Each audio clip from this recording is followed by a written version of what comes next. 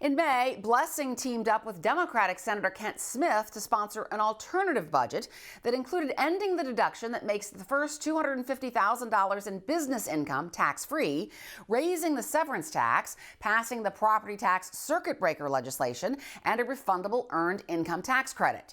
It also included universal school breakfast and lunch, increases to the local government and public library funds, and an increase in eligibility for publicly funded child care. It has not had a hearing yet, but Blessing predicts there will be one late next year. No House or Senate Democrats voted for the budget, and many put out statements blasting the spending plan as out of touch, saying it favored the millionaires and billionaires in Ohio over schools, local governments, and average Ohioans. I talked about the budget and the upcoming veto session set for Monday with Representative Dani Isaacsohn, who took over as House Minority Leader last month. So the million-dollar question here, is the House going to be in session on Monday? I think it's probably closer to a $500 million question, and it's a question of, are school districts, are fire and police going to get the funding that they need to keep functioning?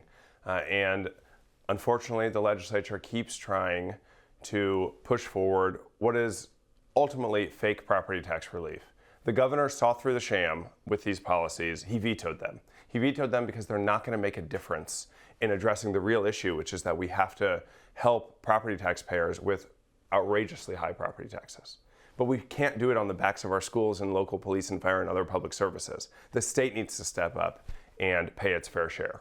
That's a lot of what you said right after the vetoes were issued and this whole veto override situation started, talking about the budget was a sham in terms of property tax relief. You also said that if Republicans were serious about real property tax relief, they wouldn't pass the buck. They would use the session to vote on bipartisan, common sense solutions that make a real difference. How much do you hope for bipartisan solutions? Is that something you think might come out of that working group that DeWine's talked about, or how much hope do you have here?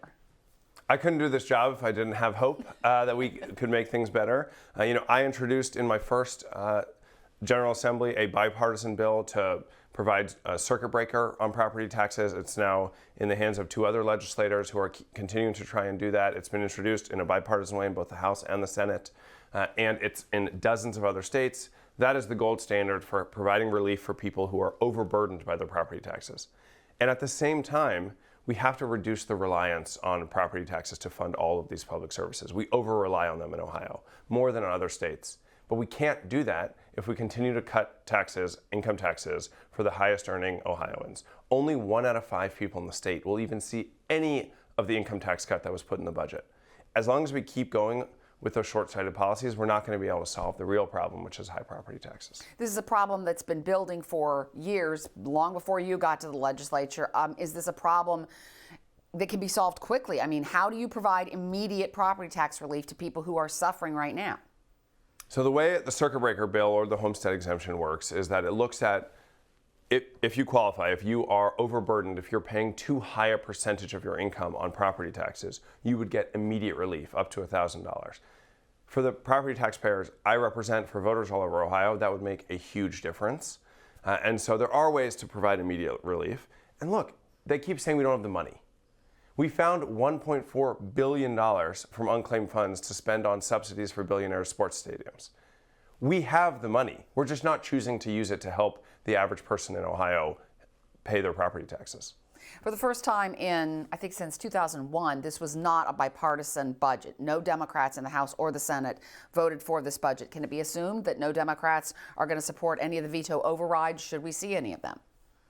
We continue to be committed to using state resources to help the people of this state live their fullest and best lives. That means affordable childcare, access to housing they can afford, great schools to send their kids, and being able to age with dignity and access to health care.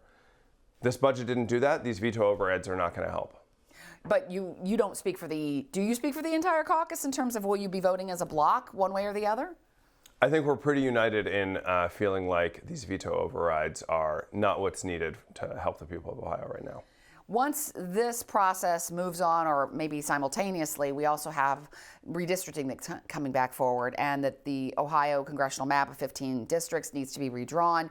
Speaker Matt Huffman has said a bipartisan status quo map is possible, but the pressure may be on from the White House to push for more Republican seats. And you have U.S. Senator Bernie Moreno even saying a 12-3, 12 Republicans, 3 Democrats map. How do you stop that, especially since the backstop before the Ohio Supreme Court is now 6-1 Republican versus a single Democrat?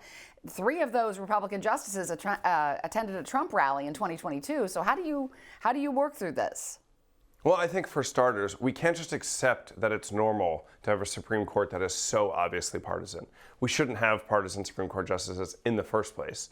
We have to be able to trust that our court system will actually uphold the law in a fair and neutral way. So I just want to make sure we say that. And then when it comes to the maps, Ohioans deserve fair maps. They should have a congressional delegation that reflects the partisan makeup of the state. The state usually votes a little more Republican. It's probably 54-46, somewhere in there on average.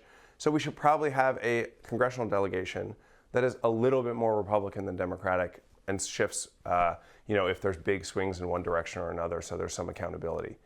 What we have is already out of whack, and the idea of making it even less representative of the state, like the senator has suggested, is offensive and insulting to the integrity of the process. Isaacsohn is facing an uphill battle in a chamber where Democrats have been in the minority for all but 2 years since 1992. He said it's a privilege and an honor to fight for almost 12 million Ohioans, including 400,000 kids every day who don't have enough to eat.